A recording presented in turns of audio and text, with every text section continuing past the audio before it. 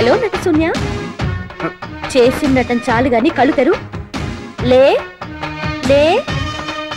భయ్యా ఎక్కడా? మళ్ళీ నన్ను అడుగుతావే? అతని కేర్ ఆఫ్ అడ్రస్ నా దగ్గర ఉన్నట్టు. బహుశా 3-4 డేస్ రాడేమో. అయిపోయాను. ఇప్పటికే రకరకాల ఇంజక్షన్లతో జబ్బల నిండా బొక్కలు కూడా పొడిచారు. రక్త పరీక్ష కోసం 1/2 లీటర్ రక్తం కూడా తీశారు. నీరసంగా ఉంది. ఓ బత్తాయి ఎందుకో? ఇస్తాను.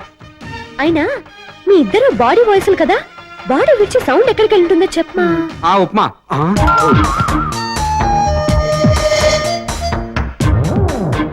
Good morning. ఎలా ఉంది డాక్టర్? పల్స్ నార్మల్ గా ఉంది. టెస్ట్లన్నీ క్లియర్ గా ఉన్నాయి. కాకపోతే చిన్న మెదడు చితికినట్టు డౌట్ గా ఉంది. ఇతని బాలకం చూస్తే నాకు అదే అనుమానం వచ్చింది. ఇప్పుడు చిన్న మెదడు బయట తీసి చూడాలంటారా? మా అభిప్రాయం కూడా అదే. సర్జన్ వచ్చాక ఆపరేషన్ విషయం డిసైడ్ చేస్తారు. ఆలోచించదు డాక్టర్. ఏదైనా డౌట్ ఉంటే వెంటనే బ్రెయిన్ ఓపెన్ చేసేసేయండి. Sure sure. డాక్టర్ आपका फोन. Excuse me.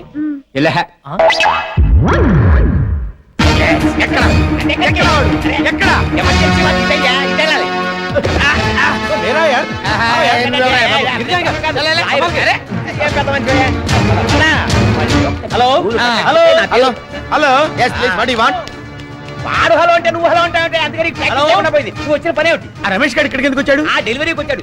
ఈ హాస్పిటల్ ఏ సామాను ఆ రమేష్ గారు కళ్ళు కిడ్నీలు దానం చేసే వరకు హాస్పిటల్ వదలను.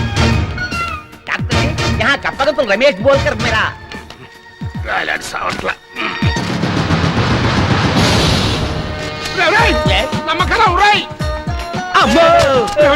నన్ను నాశనం చేయడానికి మీరు అందరూ ఒకటై ఒక బ్యాచ్ గా కలిసి తిరుగుతారంట్రా. అమ్మా లాయరు, నాకు వ్యతిరేకంగా సాక్ష్యం చెప్పినట్టు తిరుగుతావుట్రా. మిమ్మల్ని వదిలిపెట్టు. బాబోయ్ మిమ్మల్ని నరికేస్తా, మిమ్మల్ని చంపేస్తా, మిమ్మల్ని పేదలతో వదిలిపెట్టా.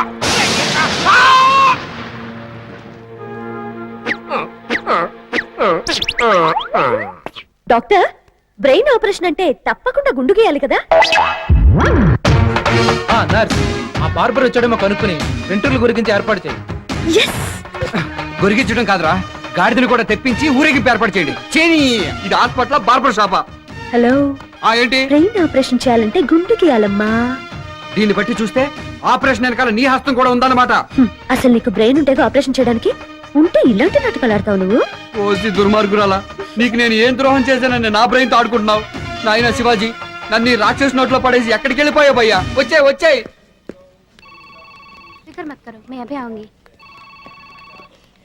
చలో డాక్టర్ సాబ్ బులా రే.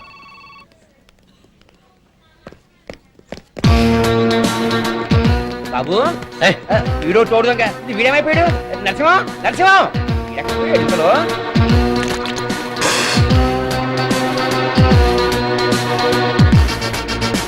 నరసింహం వీడిని వెతకడంలోనన్నా జీవితం అయిపోయేలా ఉంది. నరసింహం నరసింహం నరసింహం నరసింహం ఏమన్నా చూసారా? ఇట ఇప్పుడు Narasimham Narasimham Narasimham Narasimham Narasimham operation theatre ready sir. నేను ఈ ఆపరేషన్ చేస్తే ఒప్పుకోను. అసలు వాళ్ళెవరే నా బ్రెయిన్ బయటికి తీయడానికి? డాక్టర్స్. అయితే మాత్రం ఇదేమన్నా ఫ్రిడ్జ్ అనుకున్నావా? ఇష్టం వచ్చినప్పుడు బయటికి తీయడానికి, లోపల పెట్టడానికి? ఇదిగో ఇప్పుడే నేను బుజ్జిని కాదన్న విషయం వెళ్ళి ఆ గుడ్డలకు చెప్పేస్తాను. బుజ్జి, నేను నీ బుజ్జిని కాదు, నీ మనవణ్ణి కాదు. ఎవరది? నేనా? నేను గొంతు కొత్తగా ఉంది. ఎవరు మాట్లాడుతుంది? మాట్లాడరే. మా ఫ్రెండ్ తాతయ్య. అమెరికాలో మీ ఇద్దరు ఒకే బెడ్, ఒకే బ్రెడ్, ఒకే ప్లేటు. ఈ బడుద్దాయి పెద్ద డాక్టర్. మరి రాస్కెల్, ఒక్కసారి ఇండియా రారా, మా తాతయ్యని మా నాన్నమ్మని చూసి వెళుదు గానీ అన్నాను. వీడు కరెక్ట్ గా మన ఇంటికి వెళ్ళేసరికి ఇక్కడ నాకు ఆపరేషన్ జరుగుతుంది తెలుసుకుని సర్రన ఇక్కడ పరిగెత్తుకుంటూ వచ్చాడు. విజయ్, నీకు స్పృహ వచ్చిందా? సడన్ గా వచ్చింది తాతయ్య. సడన్ గా వీడొచ్చి సడన్ గా ట్రీట్మెంట్ ఇవ్వకపోతే సడన్ గా పైకి వెళ్ళిపోయేవాడిని. ఏదైనా మా వాడికి కొంచెం గోరోజనం ఎక్కువే తాతయ్య. అలాగా? రాధికేది బాబు, జరిగే విచిత్రం అంతా చూస్తున్నాను తాతయ్య. అమెరికాలో ఈ డాక్టర్ గారిని ఎప్పుడైనా కలిసేదానివా? కలిసి చాలా గేమ్లు ఆడేవాళ్ళం తాతయ్య. ఈ డాక్టర్ పేరేమిటో? గోపాలకృష్ణ. డాక్టర్ గారు, ఇదిగో మీరు చెప్పిన మందులు. అలాగే స్కానింగ్ కూడా తీసేస్తే ఇక ఏ మందులు టెస్టులు అక్కర్లేదు డాక్టర్. మా బుజ్జి తన స్నేహితుడు చాలా వల్ల మామూలు మనిషి అయ్యాడు. ఆశ్చర్యంగా ఉంది. స్పృహలో లేని మనిషి ఏ చికిత్స లేకుండా ఎలా నుంచున్నాడు అబ్బా? ఇదంతా అమెరికన్ జలబిత్తర్ ఆల్తత్ర ట్రీట్మెంట్. ఇప్పటిదాకా ఎక్కడ తెచ్చావయ్యా? మూత్రపిండాల్లో రాయి పెడితే దగ్గరుండి నేను పీక్కుంటున్నాను. మరి ఆ సంగతి చెప్పే. సరే కానీ ఆ రమేష్ గారికి ఒక ఫ్రెండ్ ఉన్నాడని చెప్పానే, మరి ఇక్కడే ఎక్కడో తిరుగుతున్నాడయ్యా. ఇద్దరు ఇక్కడ ఉన్నారా?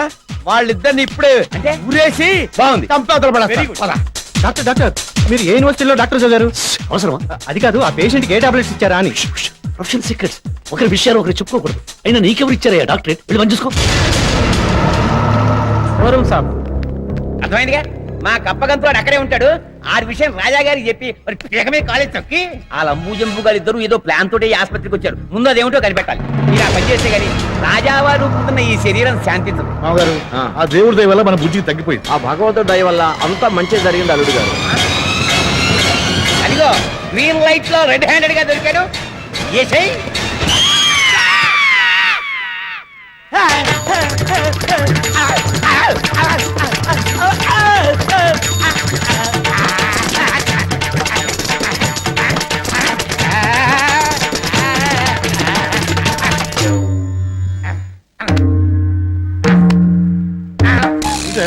ఎందుకలా వణిపోతున్నావు? ఏమిటి బుజ్జి వణుకుతున్నాడా? ఆ చెమటలు ఉంటాయా? అన్నయ్య లాయర్ నరసింహం. నరసింహమా? చెప్పు, బల్ల కొద్ది చెప్పు.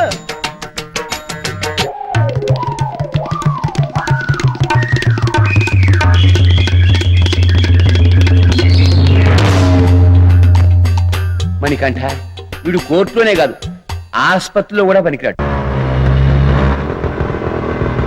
ఇంతకీ ఆ డబ్బు సంగతి ఏమైనా తెలిసిందా మహాతల్లి? తెలుసుకోవాలనే ఆ లాయర్ చుట్టూ తిరుగుతుంటే మంచి రసపట్టులో వచ్చి అంతా నాశనం చేశావు.